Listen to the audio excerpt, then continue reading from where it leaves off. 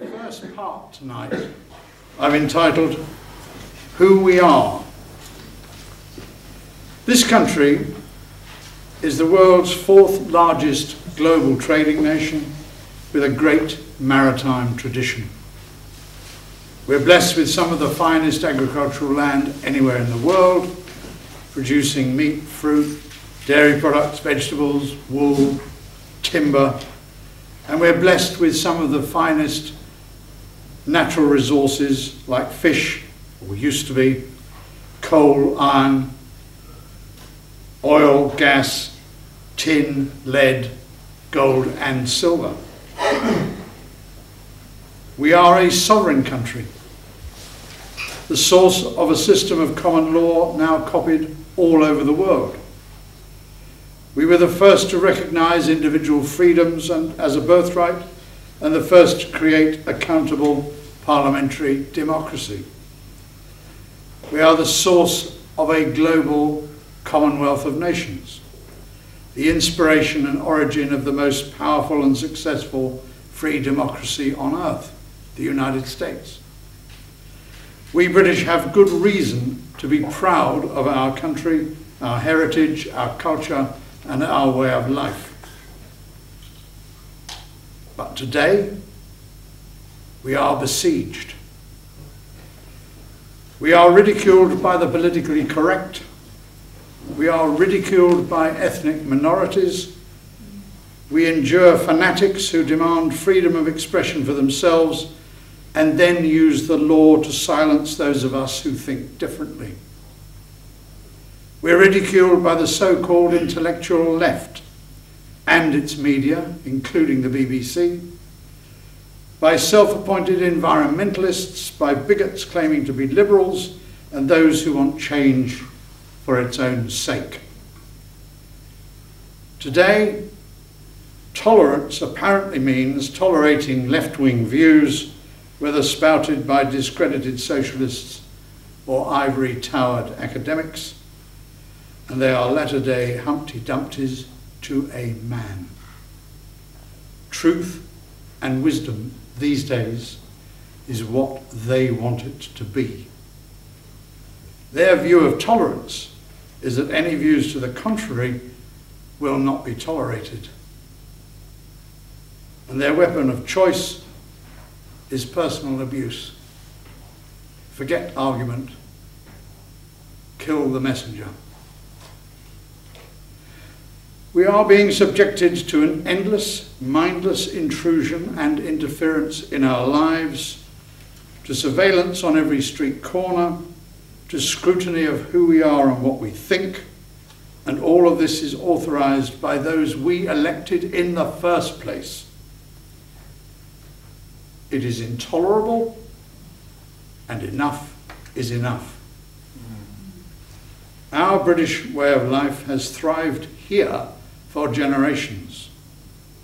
Our forefathers built this country on self-reliance, on enterprise, on imagination, hard work, integrity, justice, duty, and above all, our sovereign freedom as individuals and as a country. They set the standards for a civilized society.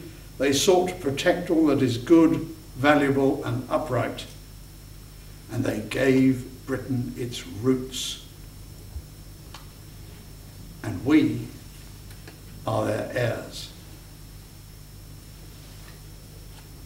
Now, we Brits distrust extremes. We're best suited to a vague and untroubled acceptance of Christian morals, standards, and ethics. We're a country that prizes freedom above all else. And generally we are hopeful, generous, honourable, daring, decent, and fair, which is why to us, the silent majority in Britain today, the deliberate and systematic destruction of this precious heritage is insufferable. We cannot watch our way of life being dismantled any longer. Enough of the rioting and violence initiated by the young on every issue which plagues us. Clarity and action are needed, not weak government based on political correctness, nor our police siding with minorities and further angering the majority. We're tired of being laughed at, scorned and ignored. We want our country back. And we need to apply do-it-yourself politics to British politics.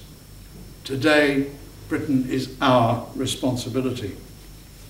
We have to protect our own interests, we have to secure our own heritage, and we have to build on it. It's now our duty to teach responsibility, loyalty to each other and to our country, to teach concern for the family, good neighbourliness, respect and care for the old, the ill, the infirm, confidence in personal, family and community standards.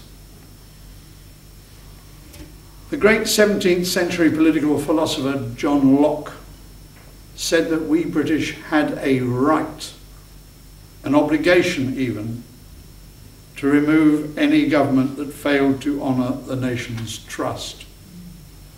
No man is above the law, and our frustration will end only when all true Brits take control of our own affairs again. Now, Americans defend their faith, their family, flag and freedom, the 4 Fs, with a passion. And I believe we should take courage and inspiration from President Kennedy's powerful inaugural words of 50 years ago. He said, and I quote, "Proud of our ancient heritage and unwilling to witness or permit the slow undoing of these human rights to which this nation has always been committed, we shall pay any price, bear any burden, meet any hardship, support any friend, oppose any foe, to assure the survival and the success of liberty. So let us begin anew." Ladies and gentlemen, Kennedy was right.